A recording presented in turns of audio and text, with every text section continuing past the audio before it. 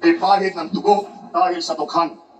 Wala sa kanilang kasabwat sa pagbulsa ng sako-sakong pera, pinagsamantalahan ang krisis ng pandemya, pinabayaan ang ating mga kababayan na magkasakit at mamatay.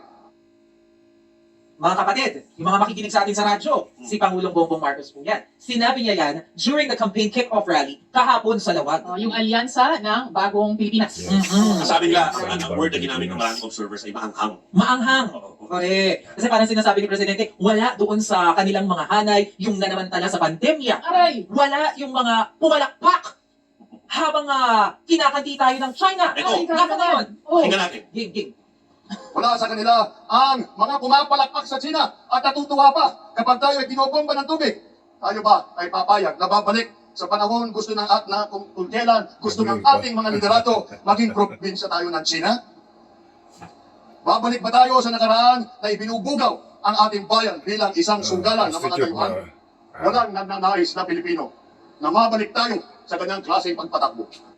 Baka. Kami naman nagsasakay sa sinabi. Kasi talagang wala naman gusto na kami under tayo ng China. No? Pero sabi ko nga sa iyo, the 90-day campaign na may mga pambubuska from different camps. Ano, sinabi rin nga kagabi na, pero Mr. President, sa likod niyo, meron dyan, sinabi, author ng Bogo. Ay! Diba? So masakit yun kapag binilikan ka ng gano'n. Tapos yung kapag ilang times tayong inabi-abi, may kumibo pa. Hindi pa daw doon, hindi kumibo. Correct. Pero, pumapalakpak habang nag-speech. Lalo na pag sola, palakpakan. Okay. Uy, correct ko lang yung sinabi ko kanina. Hindi ko alam anong lumabas sa bibig ko. Pero alyansa ng Bagong Pilipinas. Okay. Hindi ko alam yung sinabi ko kanina. Yeah. Oo. So, ito pa.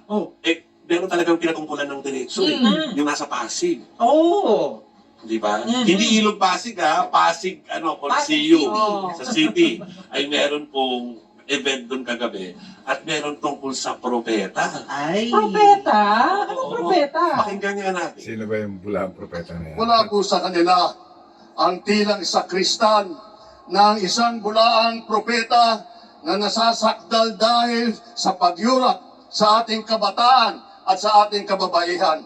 Oo. Wala sa kanila ang tagataguyod ng pugad ng krimen, ng sentro ng paglalapastangan ng mga kababaihan na mga pugo. Oo, ang galing.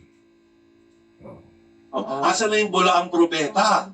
Parang about Nasa first hindi. sentence. Magkarugtong. Karugtong, Sinabi ni Anyway. Presidente yung sa Kasi- bulaang propeta, sinegue sa Pogo. So again, sinasabi namin wala po kami sinasabing may mali or tama sa mga opinion niya ng mga politiko, po. So sinasabi lang namin na kagabi ang first day ng national campaign, yon ang naging maanghang na sinabi sa Lawag Maanghang talaga. na ay nambuska doon sa mga palitan ng mga maanghang na salita. So ganun po yung nangyari dyan. At para maging fair tayo, Away, di ba? pasugutin natin yung Away mga nga pinatamaan. natin. Okay. Pwede ba natin? Siya ang nakikipag-away ngayon. Sabi sa Tumapag na nga siya. politika, sabi sa paligsahan ng putik.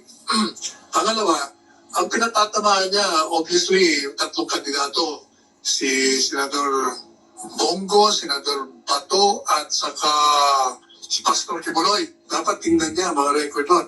Maaaring wala silang karanasan ang sinasabi niya.